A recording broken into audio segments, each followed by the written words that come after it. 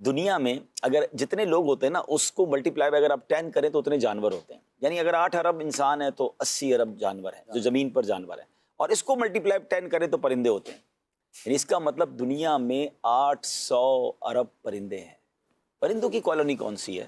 پرندوں کے گھر کون سے ہیں؟ پرندے کہاں رہتے ہیں؟ کبھی سوچا آپ نے؟ پرندے کسی بلڈنگ میں نہیں رہتے, پرندے درختوں پہ رہتے ہیں. اور آپ سوچیں 800 ارب پرندوں کا گھر درخت ہے, یہ کالونی ہے ان کی. جتنے درخت ہوں گے. اچھا اس میں تھوڑا سا اگر آپ غور کریں, جب ہم چھوٹے تھے, جو 40s میں ہے نا, جن کی عمر 40s کے یا اس کے اوپر ہے, ہم جب چھوٹے تھے ہمارے گھر کے باہر کبھی کوئل آ کے بیٹھتی تھی, ہم نے تتلیاں دیکھی ہیں, ہم نے بڑے انجوائے کی ہیں پھولوں کو دیکھتے ہوئے, تتلیوں کو. اچھا ہمارے گھر کے باہر کبھی کبوتر آ کے بیٹھتے تھے, کبھی پرندوں کی آوازیں صبح صبح آتی تھی. اسکول جاتے تھے تو درختوں سے ایک بڑی خوبصورتی آوازیں آتی تھیں. کچھ پرندوں کی تو آوازیں بڑی یونیک ہوتی تھی. ہمارے اسکول میں بھی درخت ہوتے تھے, ٹھیک ہے. اب کہاں ہیں وہ آوازیں؟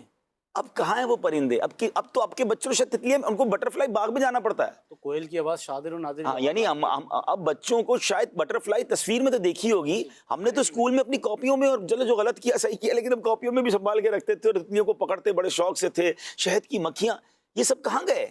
ایک غور کرنے والی بات ہے. شہر کراچی والوں سے میں بات کر رہا ہوں, ہو سکتا ہے گاؤں میں ابھی بھی نظر آتی ہوں. جو بڑے بڑے شہر ہم نے کانکریٹ کے جنگل بنا دیے نا, ہم نے صرف بلڈنگیں بنائی, ہم نے روڈیں بنائی, درخت کاٹتے گئے. اچھا دنیا کے کئی پرندے ایسے ہیں جو ہم نے پڑھا کہ وہ سینکڑوں ہزاروں کلومیٹر کا سفر کر کے مائگریٹ کرتے ہیں مختلف ملکوں میں. اچھا وہ جا کے رہیں گے کہاں؟ اب جن شہروں میں گھر ہی نہیں ہے پرندوں کے, تو وہ پرندے کیوں آئیں گے ہمارے پاس؟ وہ اللہ کی مخلوق کیوں آئے گی؟ اللہ پاک کی یہ مخلوق ہے, جہاں سایہ دے رہے ہیں, جہاں پھل دے رہے ہیں, جہاں آکسیجن دے رہے ہیں, وہاں پرندوں کو گھر بھی درخت دے رہے ہیں. کاغذ لکڑی سے بنتا ہے. تو بہت کچھ ہے, بہت کچھ ہے.